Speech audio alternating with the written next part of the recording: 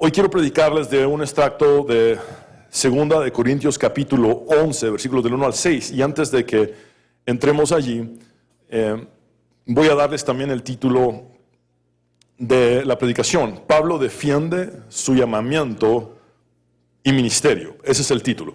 Pablo defiende su llamamiento y ministerio.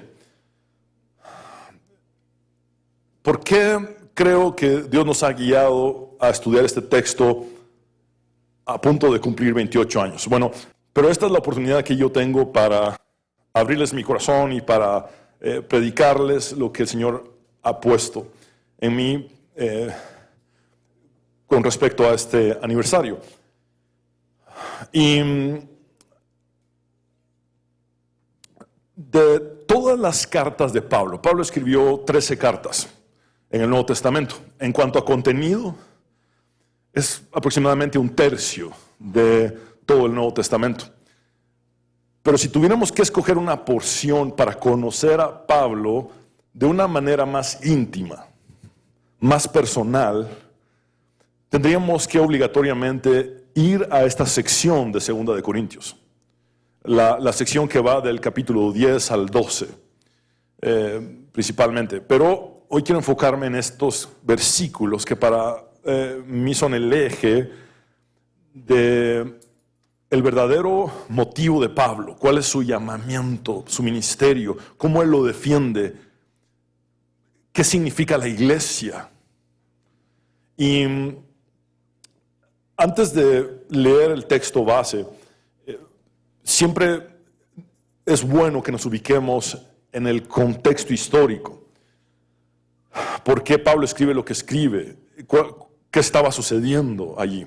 Bueno, en el año 56 aproximadamente, la iglesia en Corinto estaba dividida. Falsos apóstoles se habían apropiado de la obra que Pablo había realizado anteriormente allí. Es decir, Pablo llega a Corinto y no hay nada. Pablo empieza de cero a predicar el evangelio y se establece una iglesia en Corinto. Luego Pablo sigue su servicio itinerante predicando a los gentiles, y entonces mientras que Pablo, cuando estuvo allí, había siempre puesto la mirada sobre Cristo. Es decir, Pablo establece la iglesia y empezaba a decir siempre, y siempre lo que Pablo dijo fue: pongan sus ojos en Cristo. Es decir, y cuando hablaba de sí mismo, solamente era para decir: yo era el peor de los pecadores y Cristo me cambió, me transformó. Estoy parafraseando sus palabras, pero Pablo nunca fijaba la atención sobre él. Pablo no trataba de ser el centro de atención, nunca. Entonces él establece la iglesia en Corinto siempre apuntando hacia Cristo. Pero cuando él se va, entonces llegan oportunistas. Y estos oportunistas son descritos como obreros fraudulentos. También hay otra versión que los pone como obreros estafadores. Es una traducción del griego, obreros estafadores. Entonces toman todo el trabajo de Pablo y aprovechan su ausencia. Entonces toman el trabajo de Pablo y en lugar de decirle a la iglesia de Corinto: miren a Cristo, empiezan a decir: mírenme a mí, mírennos a nosotros. Y estos obreros fraudulentos se alababan a sí mismos, es decir, se autorrecomendaban, eran vanagloriosos, jactanciosos, sumamente soberbios, fomentaban el culto a la personalidad y se aprovechaban de su posición religiosa para beneficios personales. Hermanos, cuando una persona le ha servido fielmente al Señor, es casi inevitable que su trabajo realizado llegue a ser aprovechado por oportunistas que quieran tomar ese trabajo sincero de un siervo de Dios para su propio beneficio, como una plataforma para fijar la atención sobre sí mismos y para extraer, digámoslo en terminología latina, harina para su costal y agua para su molino. obviamente todo esto también se reflejó en que Pablo se convirtió en el blanco de sus calumnias.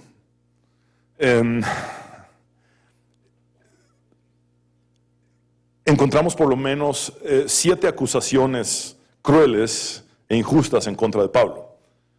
Y esto obviamente es después de un estudio exhaustivo y estoy tratando de simplificarlo y resumirlo, pero decían, por ejemplo, que Pablo era cobarde e hipócrita. Decían, Pablo se hace muy fuerte en sus escritos, pero cuando está enfrente de nosotros es un debilucho, no sabe hablar bien. Se iban en contra de su apariencia física, de sus capacidades personales para servir. Luego empezaron a decir, Pablo es un obrero carnal, no es suficientemente espiritual, dice que es cristiano, pero es puro mundano. Y estoy obviamente parafraseando para simplificar. Pablo es demasiado humilde. Imagínense ustedes esa crítica. Pablo es demasiado humilde. Es lo que tácitamente podemos entender, que fue una de las críticas que él recibió estudiando las cartas a los Corintios. Luego vemos otra crítica que era, el mensaje de Pablo es barato. No solamente decían, es un mal orador, y quiero ponerlos en el contexto. En aquel entorno, la oratoria era una profesión. De la filosofía griega se desprendió lo que es la retórica desarrollada, elaborada. Es decir, la filosofía griega hablaba de sabiduría, pero luego capacitaba profesionalmente a personas para transmitir esa sabiduría griega, filosófica. Entonces, ese entorno de Corinto estaba repleto de oradores profesionales. Y entonces ellos decían, el mensaje de Pablo es barato y además no cobra. Es decir, entonces ellos decían, no, nuestro mensaje es elaborado, por eso nosotros sí les cobramos a ustedes por predicarles. Y obviamente estos lucraron, estos explotaron a la iglesia con sus manipulaciones. También decían, Pablo es demasiado celoso, es muy enojado a veces y se molesta por todo. Decían también que Pablo no los amaba. Pablo no ama a los de Corinto porque no pasa tiempo con ellos. En cambio, nosotros, los obreros fraudulentos, tenemos todo el tiempo del mundo para ver cada lágrima caer de sus mejillas, de sus ojos y recorrer sus mejillas. O sea, era una cuestión de manipulación. ¿Y por qué Pablo no estaba con ellos? Porque Dios lo estaba llamando a hacer algo que iba a trascender más allá de la iglesia en Corinto. Dios lo estaba llamando a escribir 1/3 del Nuevo Testamento, 13 cartas del Nuevo Testamento. Dios lo estaba llamando a establecer iglesias en otras regiones. No, pero Pablo no los ama porque no pasa tiempo con ustedes. ¿Cuándo nos tomamos un cafecito? Y luego, otra de las acusaciones era, Pablo no es un verdadero apóstol. En resumidas cuentas, la estrategia de estos obreros fraudulentos u obreros estafadores fue pararse sobre el trabajo de alguien más, desviar la mirada de Cristo, poner la atención sobre sí mismos y luego hablar en contra del verdadero siervo de Dios.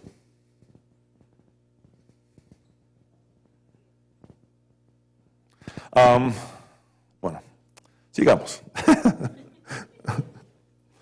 El texto que estudiaremos hoy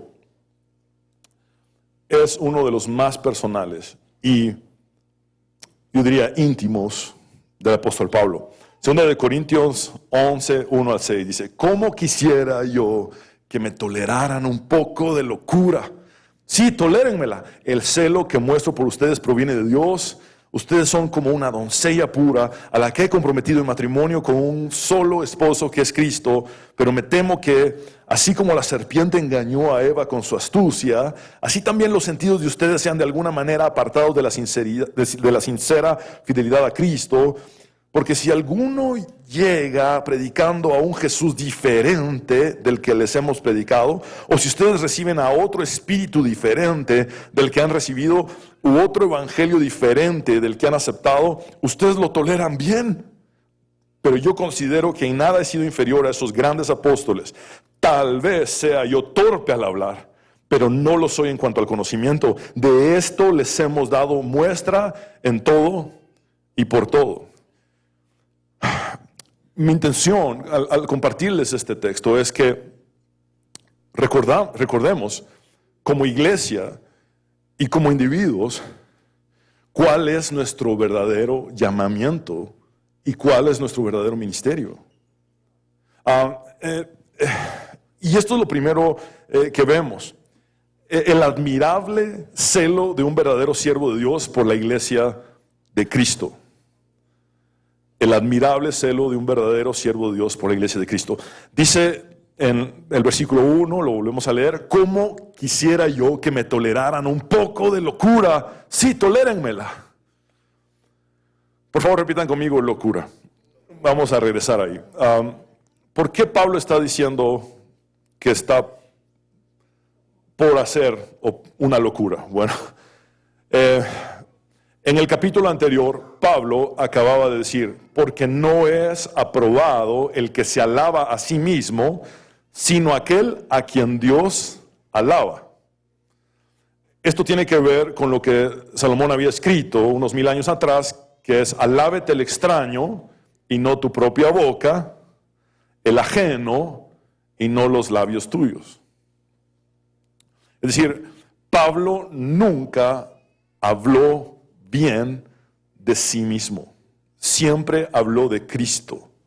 Y cuando habló de sí mismo era, como les dije ya, para decir: yo era el peor de los pecadores y Él pudo salvarme, pudo cambiarme.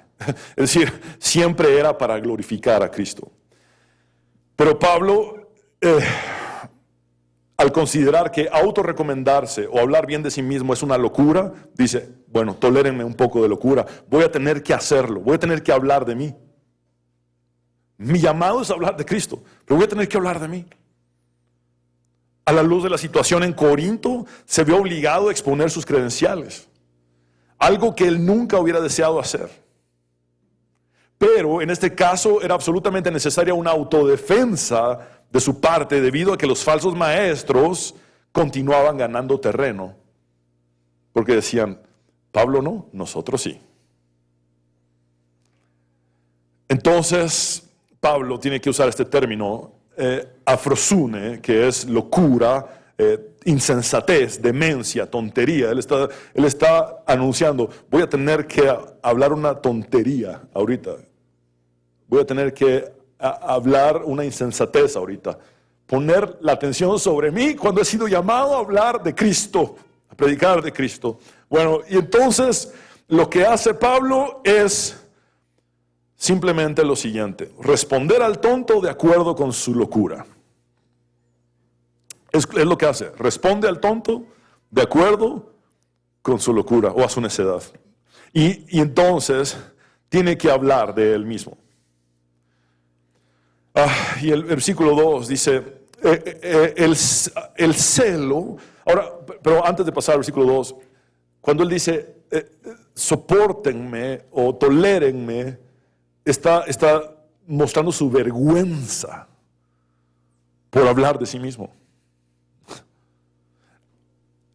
Y dice el versículo 2: el celo que muestro por ustedes proviene de Dios. Él les está explicando lo siguiente: hay una pasión que me supera, que es divina, que ha sido puesta en mí. Un amor ferviente por ustedes, por cuidarlos, por protegerles, por predicarles la sana doctrina. Es un celo de Dios. Ustedes son como una doncella pura a la que he comprometido en matrimonio con un solo esposo, que es Cristo. Aquí está la posición de Pablo. Pablo dice: la iglesia no me pertenece. La iglesia es la novia, la prometida, aquella que está desposada con Cristo. Y el discurso de los falsos obreros o estafadores era, la iglesia debe poner su mirada sobre mí, la iglesia me necesita a mí. Y Pablo dice, no, ustedes no son míos, ustedes son de Cristo, y la pasión que tengo es porque ustedes deben ser presentados como una novia ante Él. Y no quería permitir que falsos maestros contaminaran la pureza de la iglesia o de la novia de Cristo. ¿Saben? Les puede parecer chistoso, pero cuando yo me interesé por mi esposa Katy por primera vez, la vi en una foto en las redes sociales. No muy espiritual, ¿verdad? Solo vi una foto. Pero estaba en una foto grupal a la par de uno de mis mejores amigos de El Salvador. Y entonces yo sabía que de mis mejores amigos es soltero todavía. Cuando quieran lo invito a la iglesia, hermanas. Pero era también soltero en aquel entonces. Y entonces yo lo llamé y le dije, mira, básicamente te llamo para preguntarte quién es esta muchacha que está en esta foto. Entonces me dice, se llama Catherine. Ah, qué bueno. Y también llamo para anunciarte que te la voy a quitar si estás interesado en ella. Entonces él me dijo, no, ella me saca 15 centímetros, así es que dale vos tranquilo. Pero luego este amigo empezó a fungir como aquel que le hablaba a Katy bien de mí, y luego me decía a mí, mira, Katy parece que ya va a ceder para una amistad con vos. Un poco difícil el asunto, pero a lo que voy es que él fungió como aquel de, muy bien, Katy es una excelente muchacha y yo te quiero, y a Katy le decía, no, Fernando anhela servirle al Señor. Pero en ningún momento él trató de quedarse con Katy, porque él sabía que su función era presentármela, traérmela a mí. Es exactamente lo que pasaba con Pablo. Pablo no se iba a quedar con la novia de otro, pero los falsos maestros querían quedarse con la novia de otro. Y por cierto, nunca van a poder.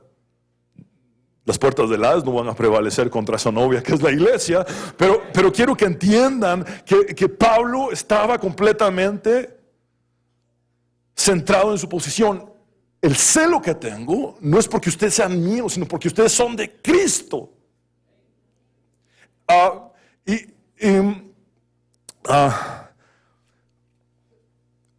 Cuando dice Pablo, quiere presentar a esta iglesia como una virgen o una doncella que está desposada en matrimonio con su esposo que es Cristo, hay varias metáforas que Pablo usa de nuestra relación como iglesia, siendo la novia, y Cristo siendo nuestro prometido o nuestro futuro esposo. Pero ¿saben qué? Pablo dice ahí, Theou celo. Celo obviamente es igual en español, es celo de Dios. Y tenemos que entender que es muy diferente al celo humano. El celo de Dios no es resultado de resentimiento, ni de envidia, ni de inseguridad, de ¿a dónde está viendo mi esposa ahorita? ¿A quién estás viendo, mi amor? ¿Dónde? No es ese tipo de celo. El celo de Dios es santo. Es santo. Y los celos de Pablo fueron legítimos, eran un resultado de su amor ferviente por la iglesia de Cristo. Uno de los nombres para Dios en el Antiguo Testamento es El-Caná. El-Caná significa Dios celoso. Y Dios da este nombre cuando partió de dar el primer mandamiento, no tendrás dioses ajenos delante de mí. Luego dice, no te harás imagen de ninguna cosa en el cielo, en la tierra o en el mar. Y luego sigue diciendo el versículo 5, lo podemos leer: no te inclines ante ellos, ni les rindas culto, porque yo, el Señor tu Dios, soy Dios celoso, quien no tolerará que entregues tu corazón a otros dioses. Cuando Jesús purificó el templo en su ministerio terrenal, entra a la casa de su padre y dice: han hecho de la casa de mi padre, que es una casa de oración, una cueva de ladrones. Usa la fuerza física. Jesús era humilde, pero no era débil. ¿Y qué se acordaron los discípulos? Lo que había escrito David 1000 años atrás: el celo de tu casa me consume. Estamos hablando de un celo santo, puesto por Dios en el corazón para proteger, guardar, cuidar, predicar sana doctrina. Mis hermanos, Pablo, como les he dicho, a menudo usa la metáfora del matrimonio para hablar de nuestra relación como iglesia con Cristo. Dice Efesios 5:25-27, esposos amen a sus esposas, así como Cristo amó a la iglesia y se entregó por ella para hacerla santa. Él la purificó lavándola con agua mediante la palabra, para presentársela a sí mismo como una iglesia radiante, sin mancha, ni arruga, ni ninguna otra imperfección, sino santa e intachable. Está hablando aquí del amor agape, de ese amor que está dispuesto a entregar la propia vida por el otro y servirlo aun cuando esto suponga un sufrimiento. Mis hermanos, en el desenlace del Nuevo Testamento, Juan recibe una visión cuando estaba como prisionero en la isla de Patmos, y esa visión es de la iglesia casándose con Cristo. En el capítulo 19, versículos de 6 a 9, dice: y oí como la voz de una gran multitud, como el estruendo de muchas aguas, como la voz de grandes truenos, que decía: aleluya, porque el Señor nuestro Dios Todopoderoso reina, gocémonos y alegrémonos y démosle gloria, porque han llegado las bodas del Cordero, y su esposa se ha preparado, y a ella se le ha concedido que se vista de lino fino, limpio y resplandeciente, porque el lino fino es las acciones justas de los santos. Al volver a 2 de Corintios, nos damos cuenta que hay un desposorio. ¿Cuándo sucede ese desposorio? Cuando Pablo establece la iglesia en Corinto y empiezan a haber convertidos. Ahí hay un desposorio de la iglesia. Pero va a haber una entrega de esa iglesia en las bodas del Cordero. Y esa iglesia debe ser presentada sin contaminación. El problema de los falsos maestros, de los falsos apóstoles, de los falsos profetas, de los falsos pastores, de los charlatanes religiosos, es que contaminan a la iglesia de Cristo y se quieren adueñar de una novia que no es de ellos. Y Pablo estaba completamente consciente: todo lo que yo hago es servirle a la iglesia de Cristo y enfocarla hacia quién es su novio. Ahora, el punto número 2 es una advertencia. Hay un viejo engaño que sigue vigente. Pablo dice en el versículo 3 de nuestro texto base: pero me temo que así como la serpiente engañó a Eva con su astucia, por favor repitan conmigo: engañó, así también los sentidos de ustedes sean de alguna manera apartados de la sincera fidelidad a Cristo. Por favor repitan conmigo: sentidos. Vamos a estudiar esas dos palabras. Cuando dice engañó, es el verbo exapatao en griego, y no es simplemente una mentira o un simple engaño. Exapatao da este sentido: un engaño completo, un engaño absoluto, un engaño total. Es decir, la persona ya ni sabe que está engañada. Se la creyó toda. Eso es lo que implica. Pero, ¿qué dice Pablo que sucede? Esto afecta los sentidos de aquellos que han sido engañados. Para sentidos, la palabra es noémata en griego, que significa pensamientos, mentes, percepción. Tiene este sentido. La reflexión racional, la forma en cómo alguien piensa. También tiene el sentido de percepción interna, la forma como alguien comprende. Entonces, Pablo está diciendo: el engaño de la serpiente es total y cambia la forma en la que ustedes piensan, en la que ustedes entienden, en la que ustedes razonan, en la forma en la que ustedes comprenden. Es muy profundo esto. Y dice, los sentidos de ustedes sean de alguna manera apartados de la sincera fidelidad de Cristo. Literalmente en griego es vuestros pensamientos se corromperían de la sencillez y la pureza para con Cristo. Tácitamente Pablo está diciendo, estos falsos maestros son emisarios de la misma serpiente que engañó por completo la reflexión racional y la percepción interna de Eva y la hizo caer. Y esto está sucediendo con ustedes. El engaño les está cambiando la forma de pensar, la forma de percibir las cosas. Se están apartando de su sincera fidelidad a Cristo. Y vamos al texto que Pablo cita, Génesis 3, 1, 6. La serpiente era el animal más astuto de todos los que Dios el Señor había creado.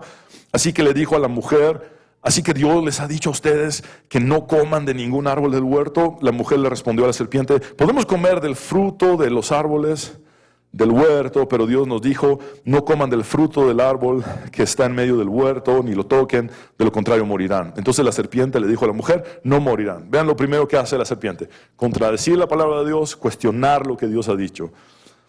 Dios bien sabe que el día que ustedes coman de él, se les abrirán los ojos y serán como Dios, conocedores del bien y del mal. Entonces, hasta aquí llega el engaño. Hasta aquí llegó el engaño de Satanás. Es un engaño completo. Es un engaño absoluto. Total. ¿Por qué lo sabemos? Por las siguientes tres palabras. La mujer vio. La mujer vio. El engaño de Satanás cambió la forma de pensar de Eva. Su reflexión racional, su percepción interna. El engaño de Satanás cambió la forma de comprender de Eva. Y entonces ella, por su propia decisión, en ese absoluto engaño, empieza a pensar diferente, a razonar diferente y cae por completo. Dice, la mujer vio que el árbol era bueno para comer, apetecible a los ojos y codiciable para alcanzar sabiduría. Necesito que me ayuden a repetir esas tres cosas. Bueno para comer, apetecible a los ojos, codiciable para alcanzar sabiduría. Tomó entonces uno de sus frutos y lo comió y le dio a su marido que estaba con ella y él también comió. ¿Por qué les pedí que repitieran esas tres cosas? Porque hay un paralelo en la primera carta de Juan, en el capítulo 2, versículos del 15 al 16.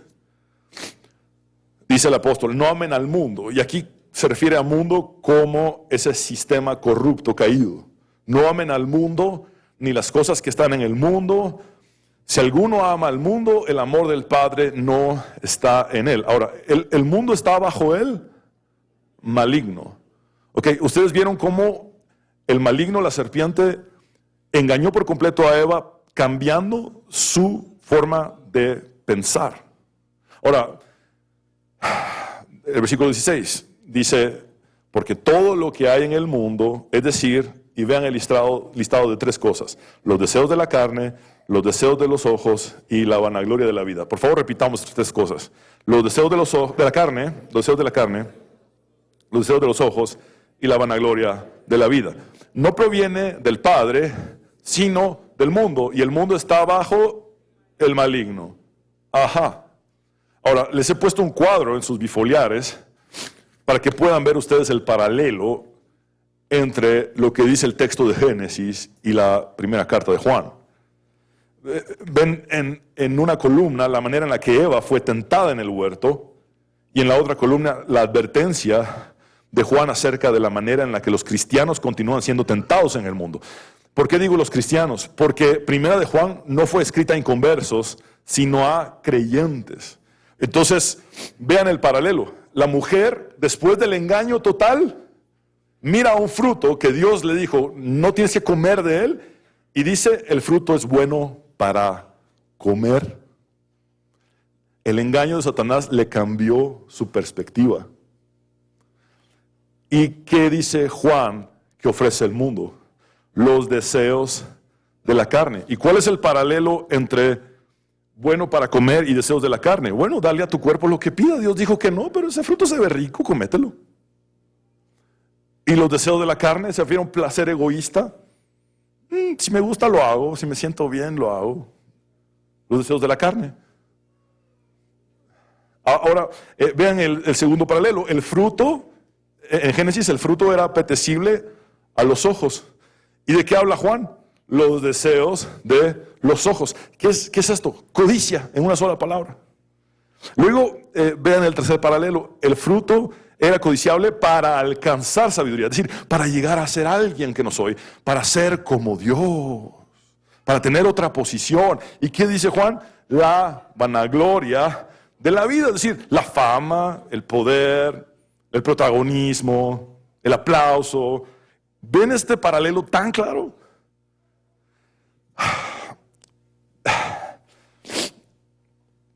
Cuando el engaño de la serpiente ha cobrado efecto, erróneamente empezamos a convencernos de que Cristo vino a darnos lo que el mundo ofrece. Cristo vino a cumplir mis deseos. Cristo vino a darme riquezas. Cristo vino a darme una posición. Un momento, en la tentación, en el desierto, ¿cuál fue la última carta de Satanás? Mostrarle todos los reinos de la tierra y la gloria de estos y decirle, todo esto te daré si postrado me adorares. ¿Quién ofrece esto? ¿Quién ofrece las cosas del mundo? ¿Quién ofrece la posición? ¿Quién ofrece las riquezas? ¿Dios o Satanás? ¿Quién? Satanás. Y Pablo está diciendo, la serpiente engañó de esa forma a Eva, la serpiente sigue engañando y sus emisarios son falsos ministros, falsos apóstoles, falsos pastores, falsos profetas, falsos maestros. Mis hermanos, créame, al conocer la palabra es tan obvio el discurso erróneo que abunda en nuestra Latinoamérica. Mis hermanos, tengamos cuidado. Miren, estoy cansado de ciertos términos trillados que no sé si existe como un manual para falsos maestros, no lo sé, pero hay un término que a mí me tiene mareado, que es, esto es para posicionarte. Esto es para posicionarte. Y Juan el Bautista diría, ¿posicio qué? Posicionar, no, menguar. Es menguar. Posicionar, no, Pablo diría, no, esclavo de Jesucristo. Dulos, siervo de Jesucristo.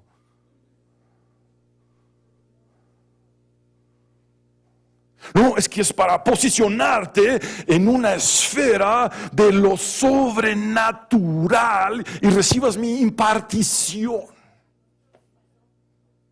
¿Les pasó? Así es una realidad que estamos viviendo en Latinoamérica. Ahora, ¿por qué voy a esto? Mis hermanos, porque nos recuerda cuál es nuestro ministerio y llamamiento a punto de arribar a 28 años. Cuando un discurso se trata de satisfacción de deseos, de codicia material o de posición y protagonismo de individuos, no proviene de Cristo. Y Pablo dice, ¿de quién proviene? De la serpiente. Ahora, el punto número 3 es cuidado. Los portadores del mensaje de la serpiente podrían ser quienes menos te imaginas. El versículo 4, porque si alguno llega predicando a un Jesús diferente del que les hemos predicado, o si ustedes reciben a otro espíritu diferente del que han recibido, u otro evangelio diferente del que han aceptado, ¿ustedes lo toleran bien? Por favor, veamos el listado de estas cosas y repitámoslas en voz alta. Dice, porque si alguno llega, ¿saben qué nos dice esto?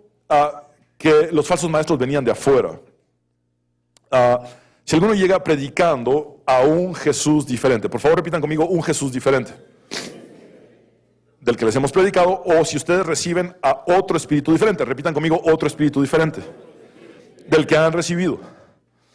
U otro evangelio diferente del que han aceptado. Repitan conmigo, evangelio diferente, por favor. Y Pablo aquí dice, ustedes lo toleran bien. ¿Cómo es posible? Es decir, Pablo está expresando su preocupación por la gran acogida y la gran aceptación que tienen los falsos maestros con su mensaje de total engaño, que proviene de una serpiente que engañó a Eva y ahora sigue engañando en el año 56 a la iglesia de Cristo.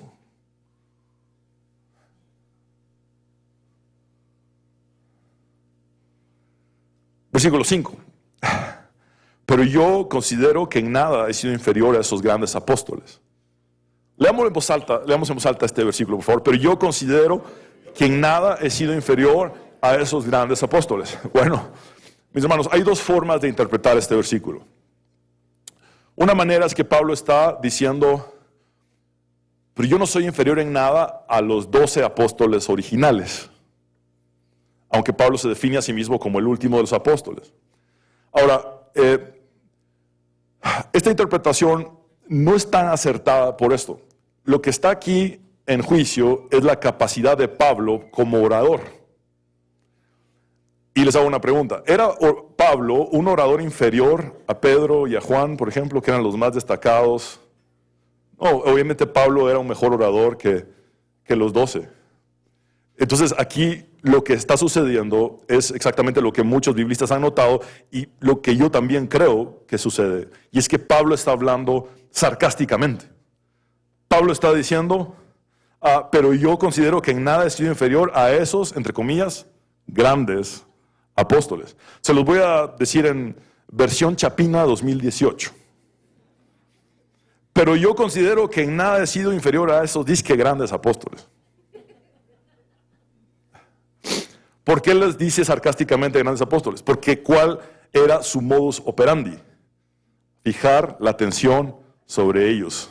Mírenme cómo hablo de bien, cómo me usa Dios. Vean estos milagros, vean estos prodigios. Mírenme cómo tengo habilidades, capacidades. Véanme. Ahora,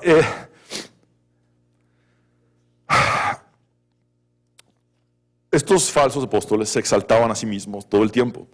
Y veamos lo que Pablo dice al definirlos.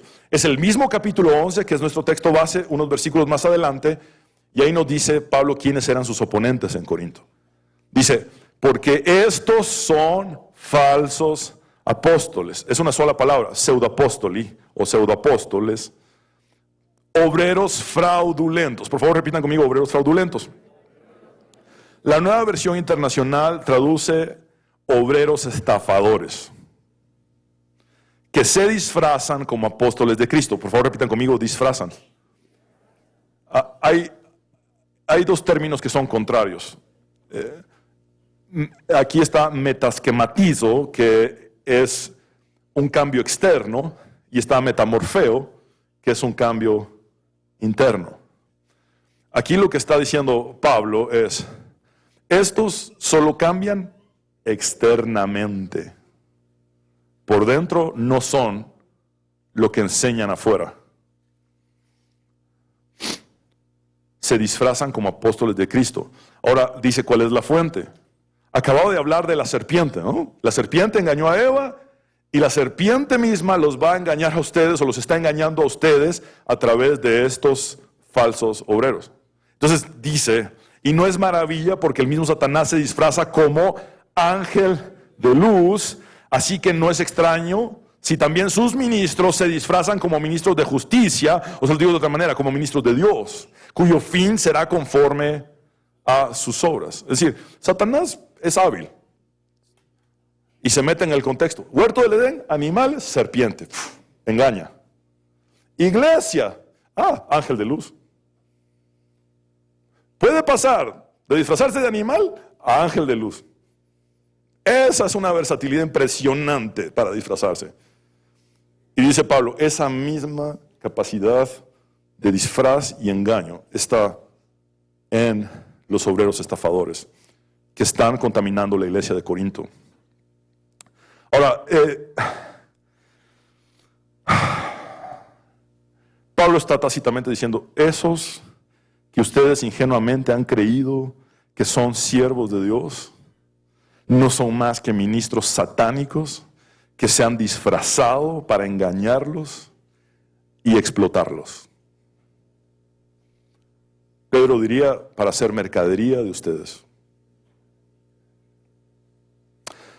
Ahora, a nosotros nos encanta, personalmente a mí me encanta explorar y estudiar las profecías del Antiguo Testamento, lo cual es muy bueno, pero también tenemos que explorar las profecías del Nuevo Testamento. Y hay una profecía en el Nuevo Testamento que nos habla de nuestros tiempos. 1 Timoteo 4:1 dice Pablo, ahora bien, el Espíritu Santo nos dice claramente que en los últimos tiempos, repitan conmigo, últimos tiempos, por favor. Dice, algunos se apartarán de la fe verdadera, seguirán espíritus engañosos y enseñanzas que provienen de demonios. Ahora, ¿por qué les pedí que repitieran últimos tiempos? ¿Cuándo escribió Pablo 1 Timoteo? ¿Hace cuánto? ¿Hace cuánto? ¿Casi 2000 años? ¿Sí? ¿Estamos en los últimos tiempos? Bueno, por lo menos más cerca que hace 2000 años, sí, ¿verdad? En las profecías bíblicas del Nuevo Testamento ves una doble escala ascendente. Mientras más el tiempo transcurre, hay más falsos maestros en cantidad y también van superando su capacidad de engaño. Es decir, son más astutos conforme el tiempo pasa. Ahora, a lo que voy es a esto.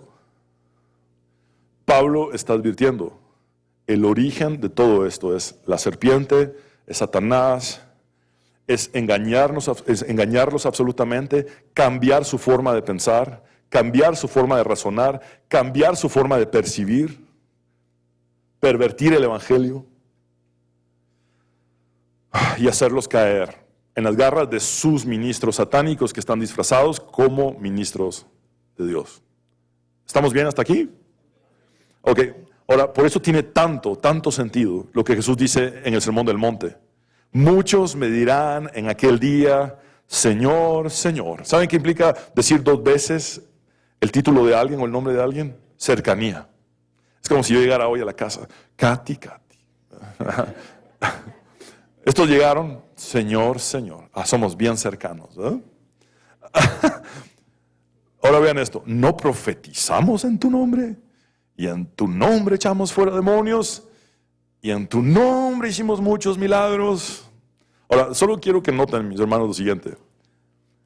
Jesús está hablando aquí del contexto del juicio final y se está presentando a sí mismo como el juez soberano.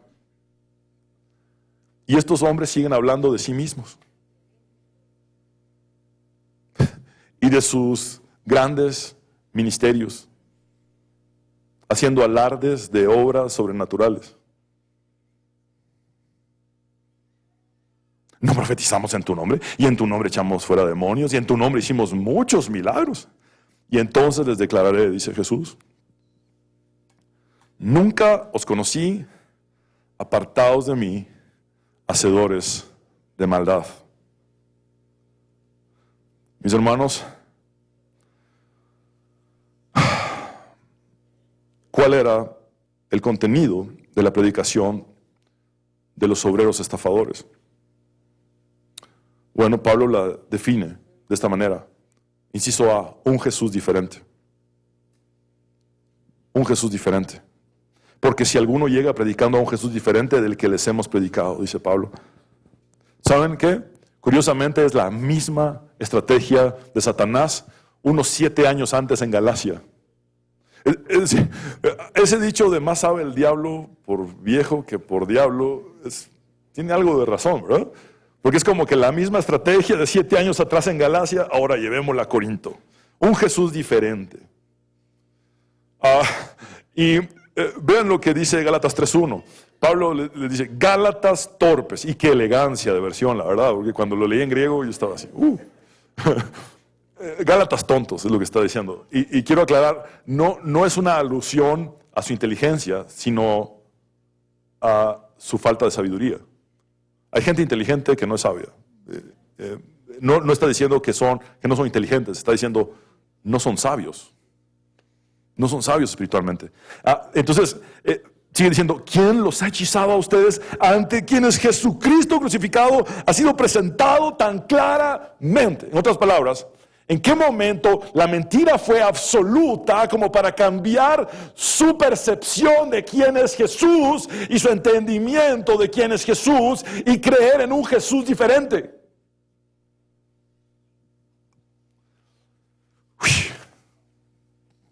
Jesús le preguntó a sus discípulos, ¿quién dice la gente que soy? Y los discípulos respondieron, Señor, unos dicen que tú eres Juan el Bautista, otros dicen que eres Elías o alguno de los antiguos profetas que ha resucitado. Noten cuál es la lección de esto. Todo el mundo puede tener una comprensión diferente de quién es Jesús. Y el problema no solo es que se comprenda diferente, sino que se enseñe diferente. Ahora, vamos a la historia de Jesús con sus apóstoles. Luego les dice, ¿y ustedes quién dicen que soy? Y entonces Pedro se levanta y dice, tú eres el Cristo, el Hijo del Dios viviente. Es decir, la gente puede decir muchas cosas de quién es Jesús, pero yo sé quién es Jesús. Y Pedro dice, tú eres el Cristo. ¿Y qué le dice Jesús? No te lo reveló carne ni sangre. Es decir, esto no está en tu habilidad. Es mi Padre, a través de su Espíritu, quien te lo ha revelado. Mis hermanos, Jesús podría ser diferente para muchos. 28 años después debemos de seguir predicando al verdadero Jesús. Conocer al verdadero Jesús.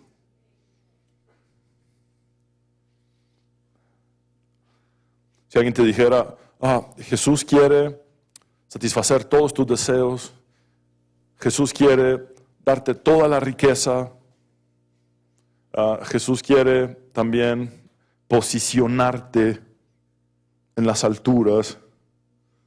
Te pregunto, ¿ese es un verdadero Jesús? Gracias, Señor. 28 años.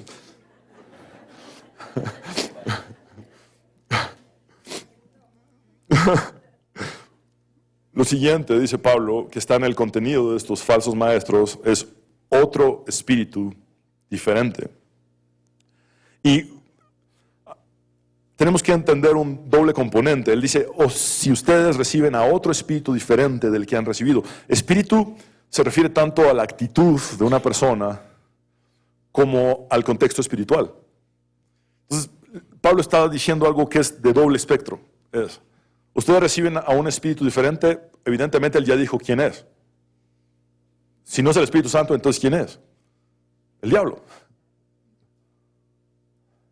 Ahora, en su actitud, en lo que es la dimensión natural, el espíritu de estos era de soberbia. Es decir, estos falsos maestros estaban en un espíritu de arrogancia que solamente reflejaba el espíritu detrás, que era ¿quién? Satanás y sus demonios. Doctrina de demonios. ¿Qué ves tú en la vida de Pablo? En lo material, en lo físico, humildad. ¿Y qué dice eso del espíritu detrás? Que tiene al Espíritu Santo de Dios, porque su actitud es humilde. Entonces, Pablo está diciendo, ustedes han recibido a gente con un espíritu diferente.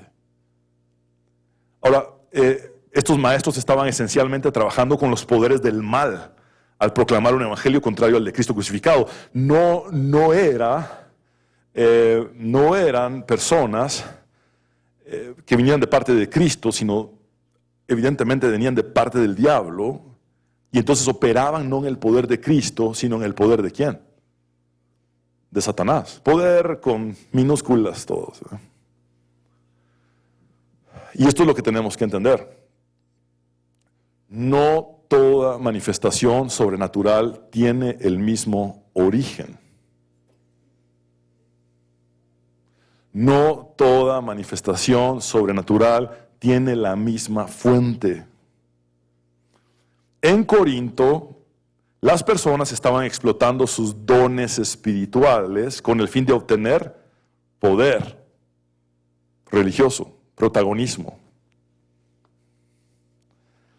Y lo que Pablo está insinuando es que algunas de esas manifestaciones sobrenaturales no provenían de Dios, sino del diablo. Desde Deuteronomio, tiempos de Moisés, se nos dice en la Biblia que un milagro, un acto sobrenatural, un prodigio, no es suficiente evidencia de que un profeta es verdadero. Desde el Pentateuco. En tu nombre hicimos muchos milagros, nunca los conocí. Pero entonces, ¿cómo fue esa manifestación sobrenatural? Bueno, Pablo dice, ¿de dónde viene?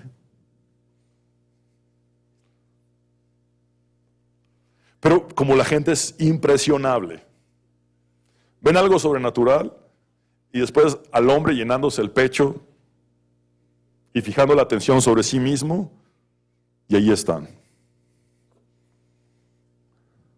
Mis hermanos, si tan solo viajáramos en el tiempo presente a la India y viéramos un mover en la India que se llama Kundalini, entenderían muchas cosas. En el Kundalini lo que creen es que la fuerza de una serpiente invisible toca las almas de las personas.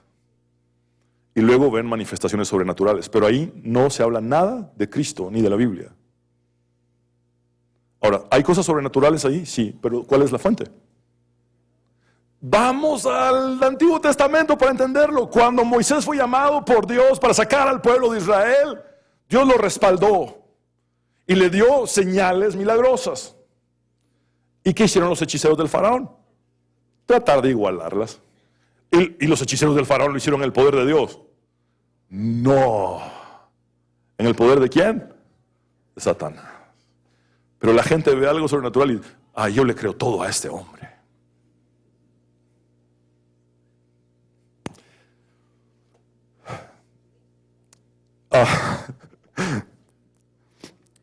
Pablo estaba interesado en su relación con Cristo, mientras que los obreros estafadores estaban interesados en su beneficio personal.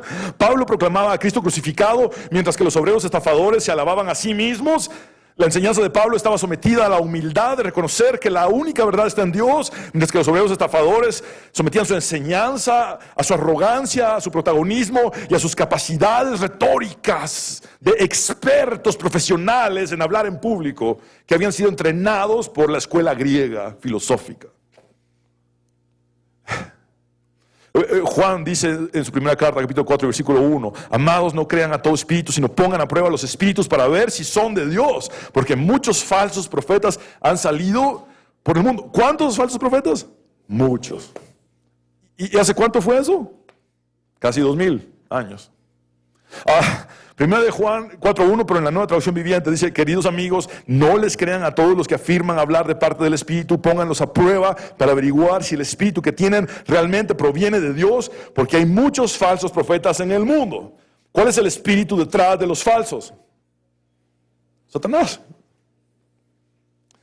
Y lo tercero que Pablo dice, otro evangelio diferente. Versículo 4. U otro evangelio diferente del que han aceptado. Mis hermanos, ¿qué es el evangelio? Las buenas nuevas, así es, etimológicamente, las buenas noticias, las buenas nuevas. Pero ¿cuáles buenas noticias? ¿Cuáles buenas nuevas?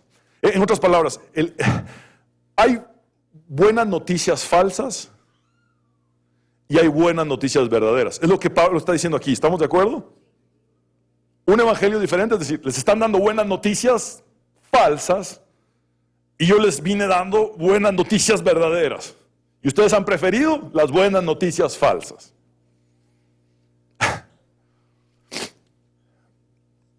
Será una buena noticia decirte: Jesús vino al mundo para conceder todos tus deseos.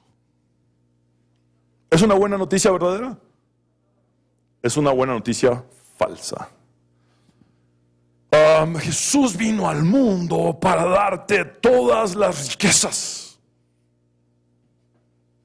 ¿Es una buena noticia verdadera o falsa? Falsa. Jesús vino al mundo para darte una posición, levantarte a las alturas. ¿Es una buena noticia verdadera o falsa? Gracias a Dios, 28 años. Gracias a Dios.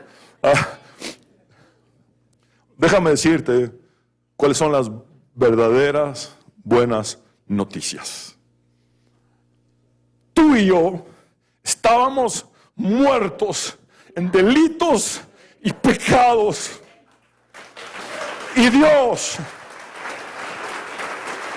envió a su Hijo, el cual no estimó el ser igual a Dios como cosa que aferrarse, sino que se despojó a sí mismo, haciéndose hombre como nosotros, haciéndose siervo, viniendo a esta tierra, naciendo en un pesebre en Belén, siendo la humildad del cielo para la soberbia de esta tierra. Los magos o sabios del oriente lo buscaron en un palacio equivocadamente. Él estaba en un establo, porque vino a mostrar cuál es el verdadero deseo de Dios, que trasciende todo lo que el mundo puede ofrecer. Vino a establecer un reino que no es de este mundo. Jesús de Nazaret sufrió y murió en la cruz, tomando tu lugar, tomando mi lugar, cuando tú y yo no teníamos nada que ofrecer a cambio. Fue por su gracia que nos salvó. Derramó hasta la última gota de sangre como el Cordero de Dios, que quitó nuestros pecados y nos limpió de nuestra maldad. Murió, resucitó al tercer día para vencer a la muerte y darnos vida eterna. Esas sí son verdaderas nuevas de salvación, buenas noticias, buenas nuevas. Por eso Pablo dice a los Gálatas en el capítulo 1, versículos 6 al 9: me asombra que tan pronto se hayan alejado ustedes del que los llamó por la gracia de Cristo para seguir un evangelio diferente. No que haya otro evangelio, sino que hay algunos que los perturban y quieren pervertir el evangelio de Cristo. Por favor, noten esto. No están presentando otra alternativa. Se quedan con Cristo, pero pervierten las noticias, pervierten el contenido, pervierten las nuevas, las tergiversan, las manipulan, las mangonean, las adulteran, las falsifican. Versículo 8: pero si aún nosotros o un ángel del cielo les anuncia otro evangelio diferente del que les hemos anunciado, quede bajo maldición. En griego dice sea anatema. Como antes lo hemos dicho, también ahora lo repito: si alguno les predica un evangelio diferente del que han recibido, quede bajo maldición, sea anatema. ¿Saben qué implica esto? Quede bajo completa destrucción eterna. Mis hermanos, Pablo se incluye aquí. Dice: si algún día, ¿saben qué está diciendo tácitamente? Si algún día yo volviera a Galacia y les predicara algo distinto de lo que ya les prediqué, sea yo maldito. El evangelio es de Cristo, no es nuestro. El privilegio de anunciarlo no te da el derecho de cambiarlo.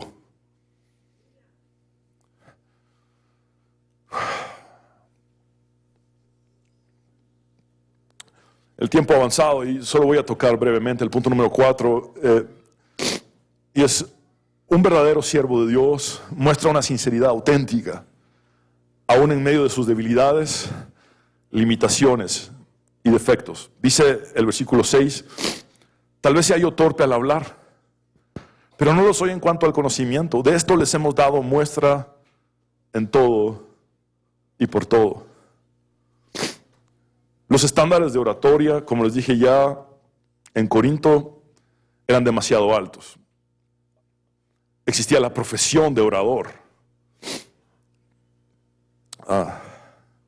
La filosofía del estoicismo promovió el conocimiento y la razón, pero también la comunicación de ese conocimiento y razón. Entonces, estás hablando de una época con oradores humanamente brillantes. No era que Pablo fuera mal orador como tal, era mejor orador que los 12. Pero había oradores que resaltaban demasiado por su capacidad de hablar en público, de exponer, de convencimiento. Y Pablo, al estilo de Moisés, reconoce que es torpe para hablar. ¿Recuerdan ustedes cuando Dios llamó a Moisés? Y Moisés dice, pero yo no tengo facilidad de palabra, soy torpe de lengua.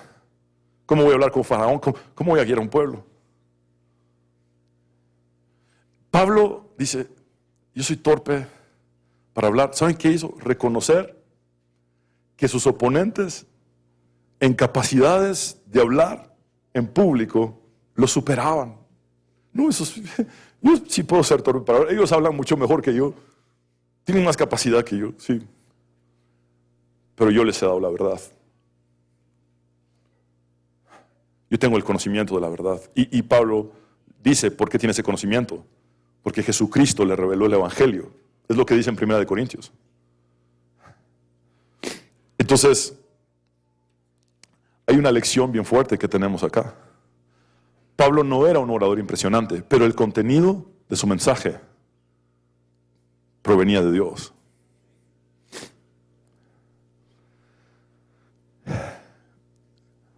El mensaje fue tan poderoso que no dependió de las habilidades de Pablo. Y estamos aquí, estudiando sus cartas, porque son palabras de Dios. Entonces, Pablo no habla tan bien como este otro maestro. ¿Y qué me importa? ¿Trascendió el otro maestro? No. ¿Por qué trascendió Pablo? No por Pablo en sí. Trascendió porque él compartió el mensaje de Dios. La palabra de Dios permanece para siempre.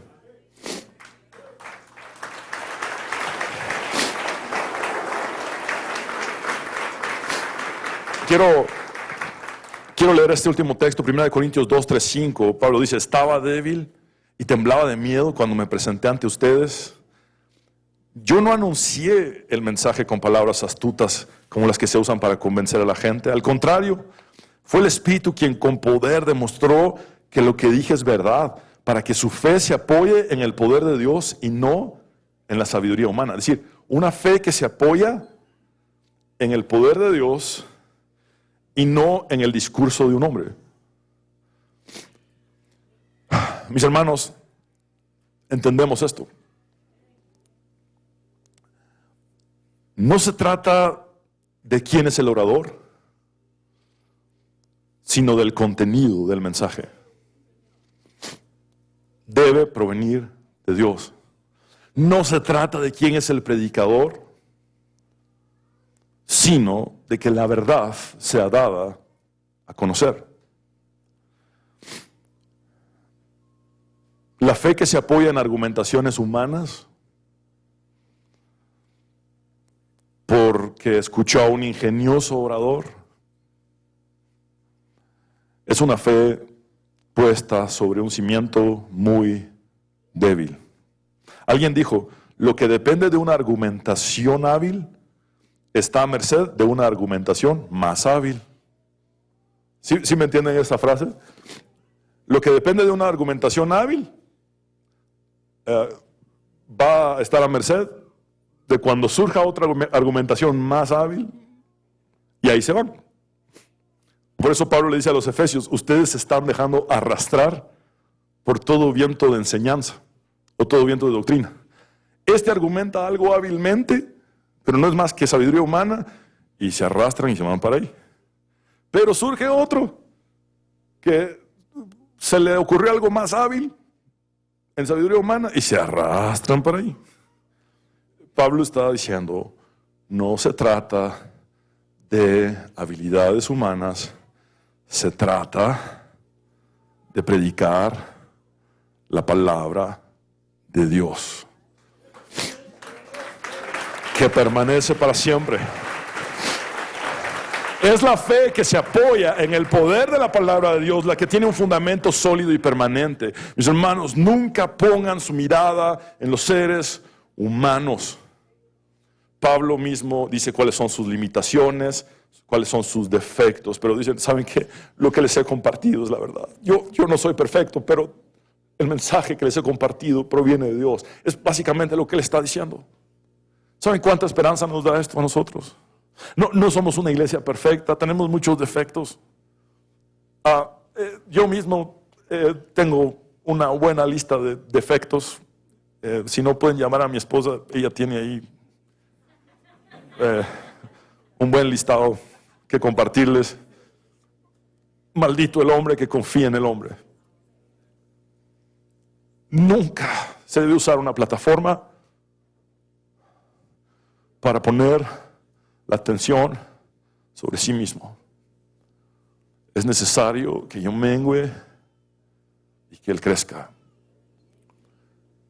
Todo debe ser acerca de Cristo. Y como dijo Pablo, y este crucificado, Cristo sin cruz no salva. Cristo con cruz sí salva. Mis hermanos, 28 años más tarde, revisémonos a nosotros mismos y pasemos este filtro. ¿Estamos predicando al verdadero Jesús? ¿Conocemos al verdadero Jesús?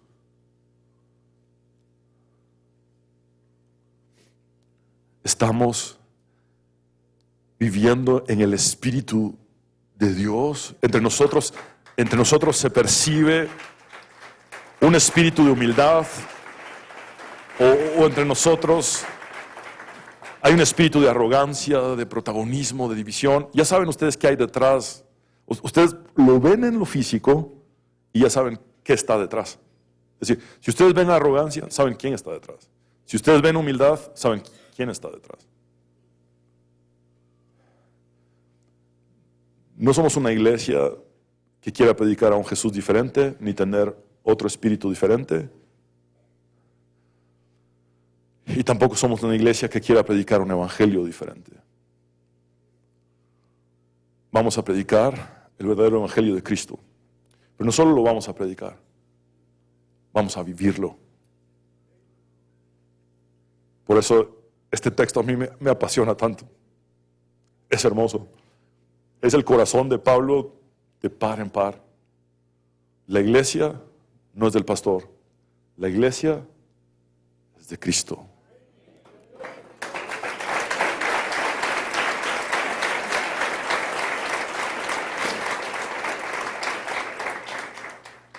El pastor solo es aquel que ha sido puesto por Dios. Si me permiten la comparación, quizá tonta, como yo puse a mi amigo salvadoreño a echarme la mano con Katy. Acercámela ahí, presentámela, mira que es. Cuidámela vos. Eso es todo. Es la novia de Cristo. Somos la novia de Cristo. Somos de Él. Les invito a que nos pongamos de pie, vamos a orar. Señor, te damos gracias. Porque conocemos la verdad y la verdad nos hace libres. Señor, sé que quizás son temas muy fuertes, pero es el contexto histórico en el que nos tocó vivir, de tiempos futuros. Y yo te pido que podamos ser sal y luz. Sal en el sentido de preservar tu mensaje, preservar la sana doctrina, preservar que solo tú eres digno de gloria y que ningún hombre debe ser protagonista en tu obra. Señor, te ruego que podamos conocerte verdaderamente, Jesús, el verdadero Jesús, no el que la gente dice que es, sino yo personalmente decirte frente a frente: tú eres el Cristo, el Hijo del Dios viviente, a quien yo conozco y a quien predico. Señor, que podamos tener a tu Espíritu Santo en nosotros, vivir en reflejar el fruto del Espíritu, que nuestra actitud refleje quién es el Espíritu que está en nosotros. Señor, que podamos predicar el verdadero evangelio, las buenas noticias auténticas, reales, no fantasías y fábulas, no aspiraciones supersticiosas, sino el verdadero evangelio, que es poder de Dios para salvación. Quiero hablar contigo, mi mujer que has venido sin Cristo, tú que sabes que necesitas a Dios. Haz esta oración de fe conmigo y ríndete a Él. Dile conmigo al Señor, como nunca antes has hablado con Cristo. Dile: Señor Jesús, te necesito. Me arrepiento de mis pecados. Reconozco que soy pecador, pero también sé que moriste en la cruz para perdonar mis pecados y que resucitaste al tercer día para darme la victoria y la vida eterna. Sálvame, Jesús. En tu nombre, Jesús, hemos orado. Amén.